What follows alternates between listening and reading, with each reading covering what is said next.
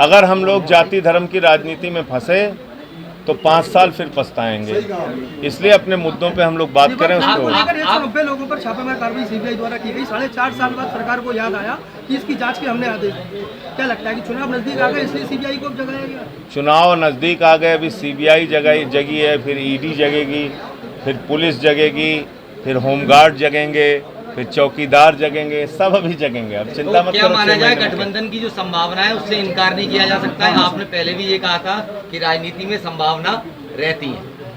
राजनीति संभावनाओं का खेल है। हाँ। लेकिन प्रतीक्षा करने के बाद ही कुछ कह सकते हैं। आज की तारीख में जो मेरी स्थिति है वो मैंने बता दिया। कहीं किसी से ना कोई गठबंधन की बात है ना कुछ।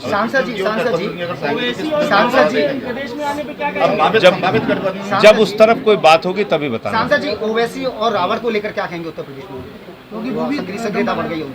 देखिए, अब मैंने एक दिन चंद्रशेखर आज़ाद जी को सुना, उन्होंने एक मीडिया वाले से कहा कि आप मुझे रावण मत कहा कीजिए, तो अब मैं वो नाम नहीं लूँगा। तो इसलिए ओवैसी और आदित्यनाथ जी, इनके 2 बयान आपके सामने बोलूँगा, आप बाकी सब कुछ समझ सकते हैं।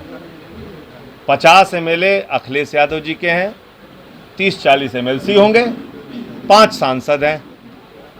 वो रोज कहते हैं मैं आदित्यनाथ जी को हराऊंगा, बीजेपी को हराऊंगा। कांग्रेस वाले भी कहते हैं, हमारे एक राजभर जी हैं, उनके 4 MLA हैं, वो बेचारे दिन रात कहते हैं हराऊंगा हराऊंगा हराऊंगा। मैं भी 85 जिला पंचायत सदस्य जिता के आया हूँ, मैं भी चिल्ला चिल्ला के कहता हूँ, रोज घोटाले खोलता हूँ, रोज कहता हूँ बीजेपी को हराऊंगा, आदित्यनाथ को हराऊंगा। मेरा चैलेंज आज तक आदित्यनाथ जी ने स्वीकार नहीं किया। हैदराबाद से ओवैसी साहब ने कहा मैं आदित्यनाथ को हराऊंगा, तो आदित्यनाथ जी आते हैं और अपना चेहरा मुस्कुराते हुए लेके आते हैं, कहते हैं नहीं ओवैसी साहब बहुत बड़े नेता हैं, मैं उनका सम्मान करता हूं और उनकी चुनौती स्वीकार करता हूं। तो मैं आदित्यनाथ जी से कहना चाहता हूं, ये उत्तर प्रदेश है, यहाँ बच्चा जब चलने के लिए सीखता है उससे पहले राजनीति सीख जाता है।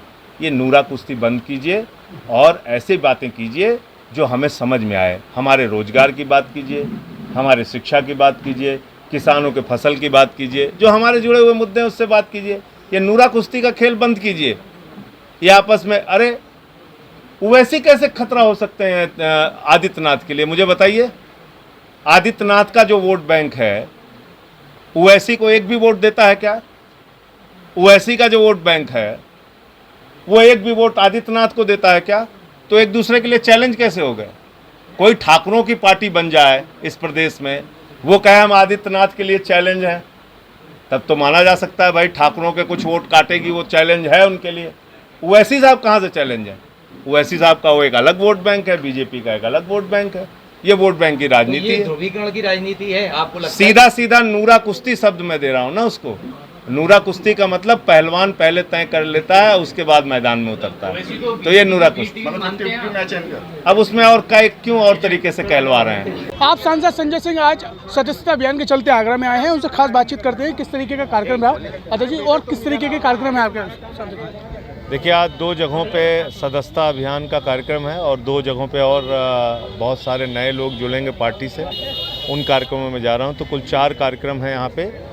1 करोड़ सदस्य बनाने का हमने लक्ष्य रखा है और इस पूरे अभियान के तहत हम 4.5 साल की जो नाकामियाँ हैं उत्तर प्रदेश सरकार की, जो उन्होंने गुंडाराज, भ्रष्टाचार और हर इंसान को दुखी करने का जो काम किया है आदित्यनाथ के राज में, वो हम लोगों को बता रहे हैं। और इसके साथ साथ उत्तर प्रदेश में जो आम आदमी पार्टी का मुद्दा है, फ्री बिजली, फ्री पानी, फ्री चिकित्सा, फ्री शिक्षा, इसको हम कैसे लागू कर सकते हैं, इसकी जानकारी दे रहे हैं। तो आम आदमी पार्टी मुद्दों के ऊपर चुनाव लड़ रही है और भ्रष्टाचार और गुंडाराज को उजागर कर रही है। तो क्या माना जाए 22 में जिस तरीके से प्रधानमंत्री मोदी ने कल बनारस से 22 के चुनाव का आगाज़ किया है, आम आदमी पार्टी की क्या तैयारी रहेगी?